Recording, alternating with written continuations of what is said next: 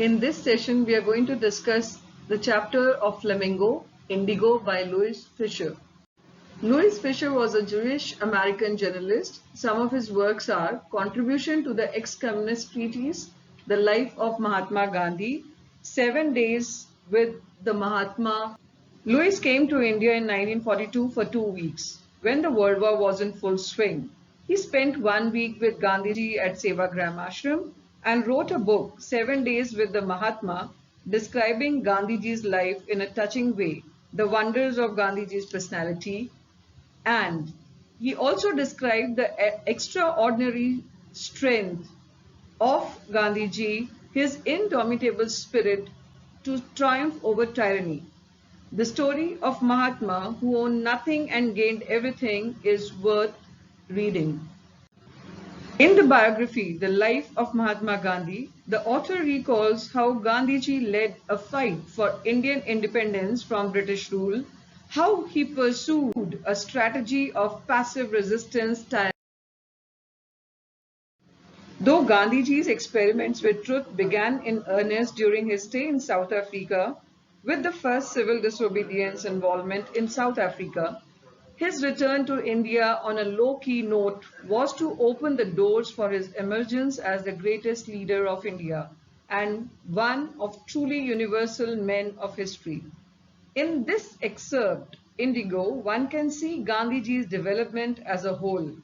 The incidents of Champaran helped in understanding how Gandhiji was a man with an extraordinary capacity for growth, a true prophet of free India. To understand the events narrated in the biography excerpt Indigo, we need to understand the conditions of the sharecropper and the background of Indigo. In Champaran district of Bihar, the cultivators were forced by Europeans to grow indigo, a blue dye, and this imposed on them untold sufferings.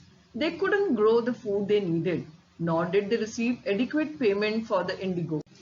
Most of the agricultural land in Champaran district was divided into large estates that were owned by Englishmen. They engaged Indian tenants to work on their lands. The landlords forced all the tenants to plant 15% of their holdings with indigo and surrender the entire indigo harvest as rent. With Germany developing synthetic indigo, the Britishers tricked the sharecroppers into entering an agreement where they were required to pay the compensation for being released from the 15% agreement. Some peasants signed it, while others engaged lawyers to get their money back. Gandhiji had no idea of sharecropping before he met Rajkumar Shukla. In December 1916, Gandhiji had gone to the annual convention of Indian National Congress in Lucknow. There, he met a poor peasant, Rajkumar Shukla, from Champaran, who pleaded Gandhiji to visit his hometown and brought to Gandhiji's notice the miserable plight of indigo farmers. Rajkumar Shukla was one of the many sharecroppers of Champaran. He was illiterate but resolute. He was told that Gandhi could help them. He followed Gandhi through his travels. Gandhiji had gone to Lucknow to attend a conference. He was busy and had prior engagements. He had an appointment in Kanpur and was committed to go to other parts of India. So he couldn't listen to the entreaties of Rajkumar Shukla immediately. It was only after his visit to Calcutta and Patna he moved to Muzaffarpur. Gandhiji went to Muzaffarpur with Shukla. He stayed in the house of Dr. Rajendra Prasad. There he was mistaken for another peasant due to his appearance. He was not allowed to draw water from the well as he was thought to be an untouchable. This brings to foray the social evil of untouchability prevalent in those days.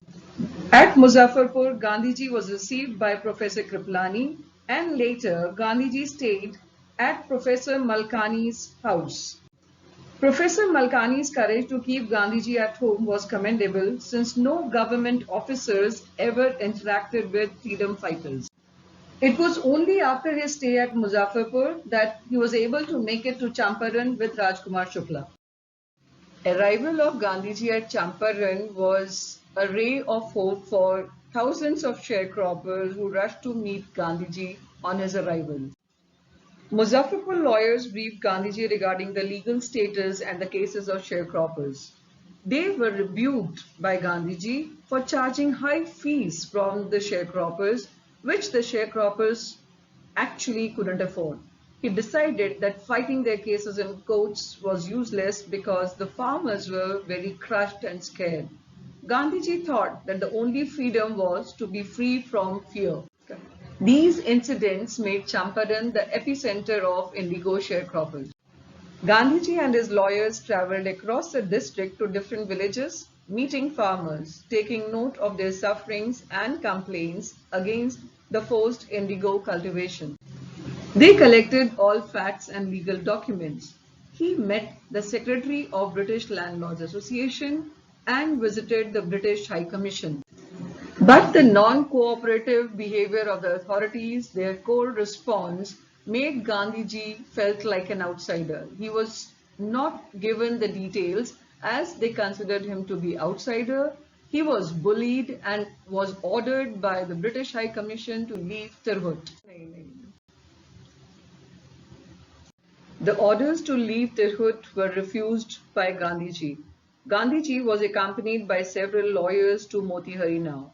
There, he got the news that a peasant had been maltreated in a nearby village. Gandhiji decided to go and meet him, but on his way, the police ordered him to return to the town, and Gandhiji agreed. He was then asked to quit Champaran, but Gandhiji declared that he would disobey the order.